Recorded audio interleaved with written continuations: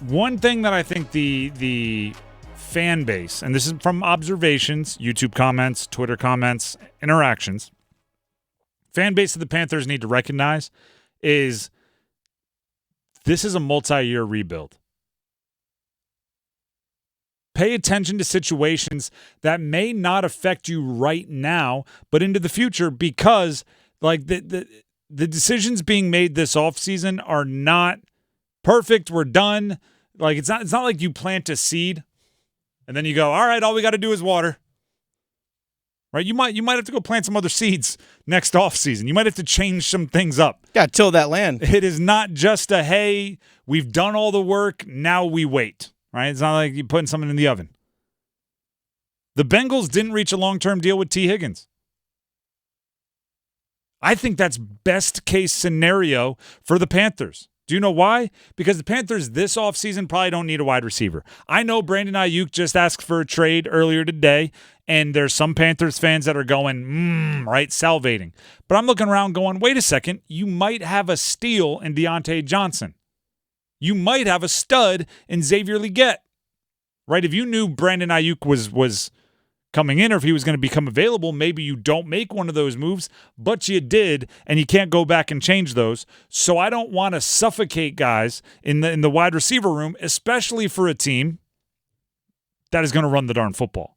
If we've heard anything from Dave Canales, it's they're like Bear Bryant, right? 3 yards in a cloud of dust.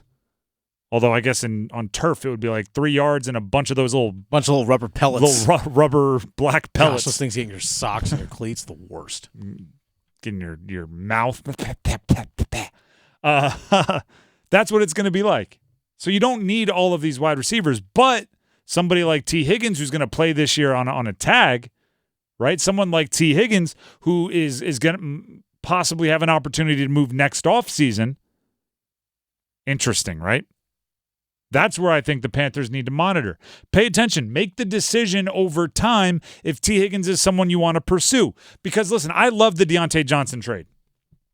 I am on the record. I've said it into this microphone on this program. You can catch it on our YouTube. You can go back and find it in real time. I love the Deontay Johnson trade. Can confirm.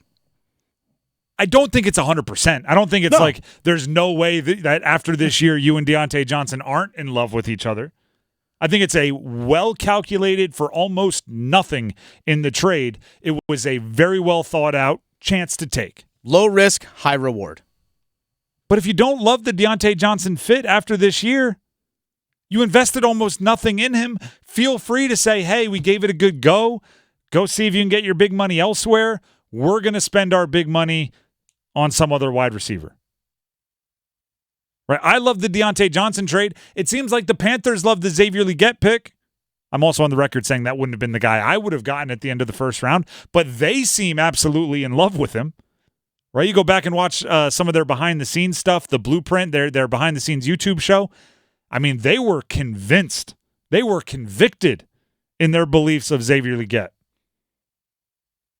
That doesn't mean they're 100% going to want him to be their number one wide receiver, by week 8 of this year. Maybe he's raw. Maybe the hamstring keeps acting up. Maybe he needs time to learn the nuance of the NFL.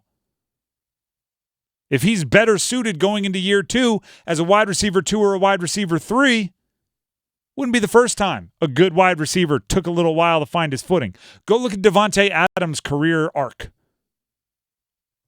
Not great the first couple, very great like year 3 through 10. Maybe that's what Xavier Legette does. So next offseason, someone like Tee Higgins might be available. That's where the Panthers need to be understanding that this is a multi-year rebuild, right? This is not. There are certain teams where it's like, all right, we need to we need to retool. Right? Hey, we just need to change a couple things and then we're all in. Backpedal to the gas. That's not the Panthers. That's the Chiefs. It's the Chiefs, right? Bring in Hollywood Brown. Bring in Xavier Worthy. All right, let's keep it rolling. That might be the most Lamborghini of the examples, right? They're a 2-time defending Super Bowl champion.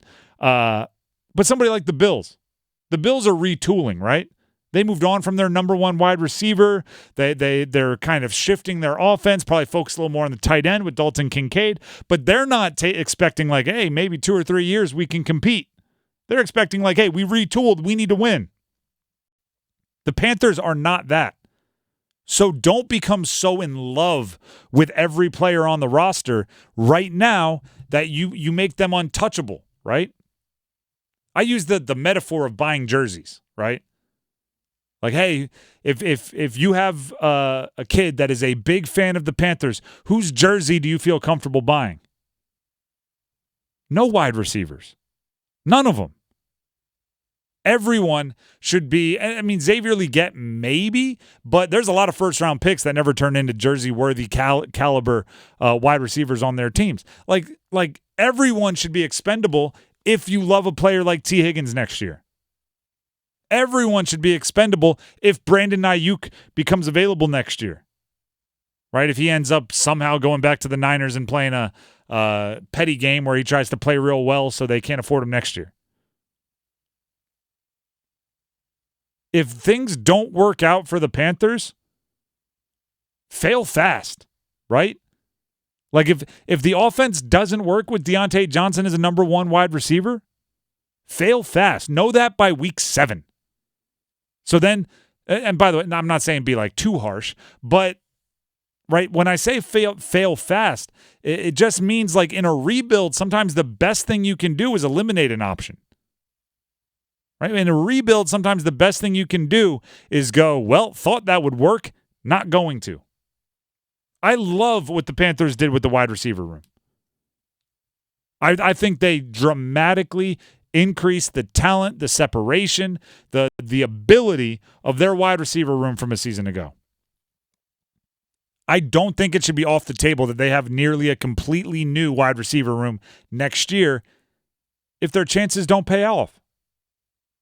Really, the only one who I think should have a guaranteed spot going into, like, not this season, but the one after, is Xavier Legette. If you moved on from Adam Thielen, he'd be like 35 years old, and he's already the oldest wide receiver in the NFL. By like 2 years. If you move on from Deontay Johnson, I mean, no harm, no foul. You traded nothing for him. You gave him some money on a 1-year finishing out of his contract, and then he goes in another direction. No harm, no foul. You know, I'm seeing like we don't want Ayuk or, Tee Higgins, we don't want him. And I'm going like, you don't want him? How about you just say we don't want him right now? How about you say, let's keep our eye on him and the market and see if next year it can help? Because if it doesn't work out, you still need to get Bryce Young weapons. And if you look around, some of the best examples of wide receivers that unlocked the top-end production of a quarterback, a whole bunch of them got there in their 3rd year. Right? If I'm not mistaken, A.J. Brown didn't get to play with Jalen Hurts until Jalen Hurts' 3rd year in the league. Stephon Diggs didn't get to play with Josh Allen until Josh Allen's 3rd year in the league. That's next year for Bryce Young. So this year, you're just trying to, play your chances correctly and get there early. Tee Higgins not reaching a deal with Cincinnati makes him more likely available next offseason. Panthers should keep their eye on him. Right? Scouts, what are you doing on Tuesday? Sunday, you watch the Panthers game. Monday, you watch Panthers game again. Tuesday, let's throw on that Tee Higgins. Let's see if this is someone we're going to want to pursue next year. There are plenty of highlights out there. Yeah, let's go find the Tee Higgins for life YouTuber that just puts every target on YouTube and watch that. By the way, I made that up. Don't actually go search the team. There's no individual out there. There probably is, but that was a hypothetical, if you will. But there are a lot of different ways that this offseason could go. There's a lot of different ways this season I guess next offseason, I guess you can say, could go in regards to wide receivers, because let's say Legette does turn into like a bona fide number 1, which is awesome. Then then Deontay Johnson is solid.